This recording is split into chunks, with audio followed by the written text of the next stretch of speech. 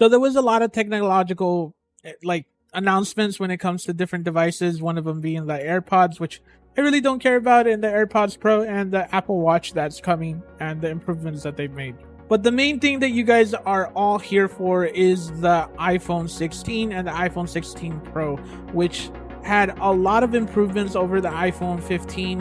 And yeah, I really like the ease of use and kind of like things that they added. So let's get into the things that they've kind of made. The iPhone 16 is now with an extra button. We finally got a glimpse of the new iPhone 16, which looks a lot like the iPhone 15 that I reviewed last year, says IGN. Apple is using a new color-infused glass coming in new ultramarine, teal, and pink colorways, which are, of course, accompanied with white and black iPhones we all love. The iPhone 16 also has a new action button that was introduced with the iPhone 15 Pro. This programmable button that can do all kinds of different functionalities quickly. There's also a new button too. Apple has added a dedicated camera button which will both bring up the camera and act as a hardware shutter, much like an actual camera. Much like a Mac touchpad, the camera button is less than a button and more of a haptic sensor. It can absolutely act as a button if you just need to snap a quick photo, but it can also sense lighter touches and movement, so you can use it to adjust photo settings on the fly without having to touch the screen. So not only did they add the action camera to the regular like iPhone 16 like non-pro version, so now that action button is going to be there, but for the iPhone Pro is going to have a kind of like a button on the top like side of the thing when you take a photo that you can move side to side and to zoom in or to click a photo, which is really cool. I really didn't think that Apple, the ones who were called brave for removing buttons and just using touchscreen only, would actually go in this direction to add a new button and a new feature that is on the iPhone, which is really cool. And if you look at the presentation and how they use it, it's pretty sensible, pretty reasonable. It's nothing difficult that consumers can't use. And I, for one, am looking forward to this one thing that they've updated. And yeah, I think you kind of saw it coming with a new camera button. There's gonna be a new and improved camera. The iPhone 16 now has a 48 megapixel main sensor along with an ultra wide lens, which is capable to capture up to 2.6 times more light. The ultra wide lens also allows the iPhone 16 to capture macro photography. The SoC, the chip that's on board, has been upgraded to power AI or Apple Intelligence. AI workloads demand a powerful chip, and Apple is answering with a new A18 chip with a 16-core neural engine, which is twice as powerful as the neural engine found in the A16 Bionic. Apple is also adding 17% more memory, which will help with memory-hungry AI workloads like LLMs. The CPU is also much more powerful and efficient, which should help with battery life. If there's one thing that I really like in improvements in any phone is the camera and battery usage. Those are the two things that I really want in a phone, because one of the things that you notice when you use your phone, it probably only has like maybe 2 or 3 hours of functionality when you're watching something on most phones, and also with iPhones it's probably like 4 hours of usage of actually watching things on like YouTube or scrolling through the web. So I really like that they improved it, along with a big beefy new chip and also a big beefy 48 megapixel telephoto lens camera. So yeah, the improvements are starting to stack up, and it's going really well so far in the things that Apple's added.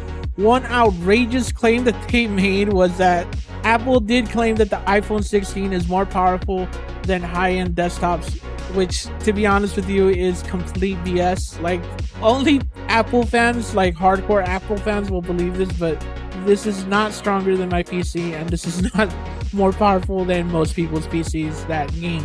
The more powerful A18 chip is needed to power all the AI workload Apple revealed back in WWDC 2024. The iPhone 16 will be able to run in the background, learning from how you use your phone to deliver better experiences. However, A mobile chipset can only go so far, and some of that computation needs to be handed off to the cloud. Apple is claiming that anything handed off to the cloud is completely private, with data being totally anonymized. Which, you know what, like, I don't like the fact that any corporation has my information, but that's just kind of like that's what it is. That's the world we live in. And I don't mind the fact that this thing's gonna need cloud work. To be honest with you, don't be surprised if they charge for this, like the way Pixel is, like the way Samsung is. These AI features are not gonna be free, and you should not expect them to be free. You should see it coming that more than likely the stuff that's handed off to the cloud in order to be used to work that's not on board is 100% going to be at one point or another, they're going to charge for it. Just a heads up, they're going to charge for it. With new AI features, you'll be able to more easily find photos with search function. You'll be able to make new emojis and have Siri help you edit messages to make them more appropriate. How much of this can be handled completely native on the device without a cellular connection, however, will remain to be seen. I would say only half of that is going to be able to be used on the A18, and that's because it's a really beefy chip. It's really powerful. It probably has AI cores on it, but I guarantee you at least 50% or more is going to be used on the cloud, because a lot of the time, like, they want to monetize this really bad from AI.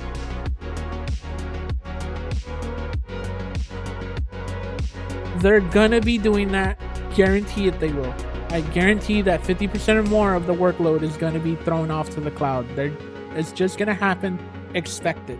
The iPhone 16 also features some important gaming improvements with an entirely new cooling system that should stop the iPhone from getting too hot during long gaming sessions. Yeah, reportedly a lot of people couldn't use their phone while playing Death Stranded on their phone. So it's extremely needed to be able to play games on this.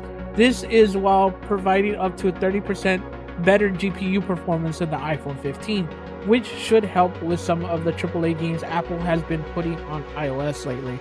Apple has been trying to make itself more game-centric when it comes to their phones, their iPads, and even their iMacs, which for a long time have been struggling for developers to even develop on the device at all because it's hard to develop. I think there's some issues there with development and coding that's kind of wonky with their OS compared to Windows, so we'll see how that goes. But the fact that they made a beefier GPU and they made it cooler than the iPhone 15 is a step up, and I commend them for that. It's great. These are so far really good improvements.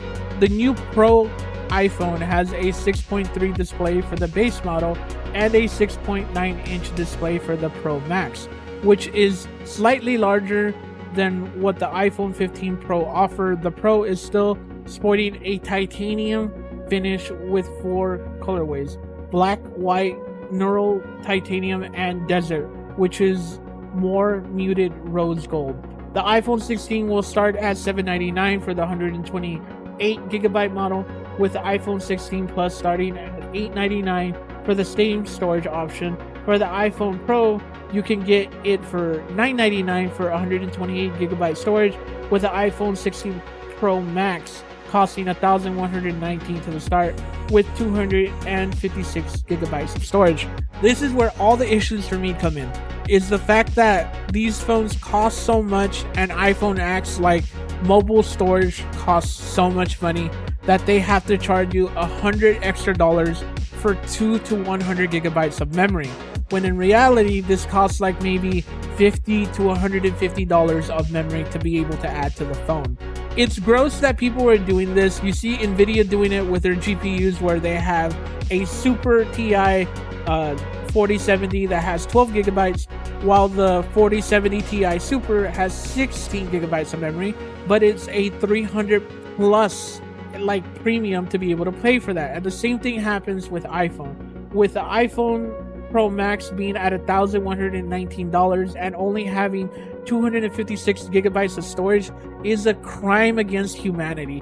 That is the most gross thing that these companies are doing. And Apple isn't the only one that's doing it. It's other companies that are starting to do it as well. You see it with PlayStation, but Apple is the most egregious one, along with Nvidia with its GPUs. The fact that nobody's calling this out and more than likely is still going to get this phone. And granted, we all need phones. It's a big necessity, especially if you're an influencer or if you're making videos with your phone. It's understandable that you need it. But the fact that consumers are okay with being screwed over like this is so mindless and stupid. It is a crime that I have to pay $300 more to be able to even get 500 gigabytes of memory on my iPhone Pro Max. And that is what companies are doing right now. That is the core of everything that's going on in companies that are greedy for the sake of being greedy. Because all-time high profits are the only thing these companies care about at the moment, which is an unsustainable thing to be able to do. Thank you for watching. What do you guys think? Tell me in the comment section what you think about all the improvements. Do you think that the price is justified? Do you think that the features that they've added in the iPhone 16 is good? Are you going to get it? Let me know in the comment section. And thank you for watching. And remember, you're pretty good.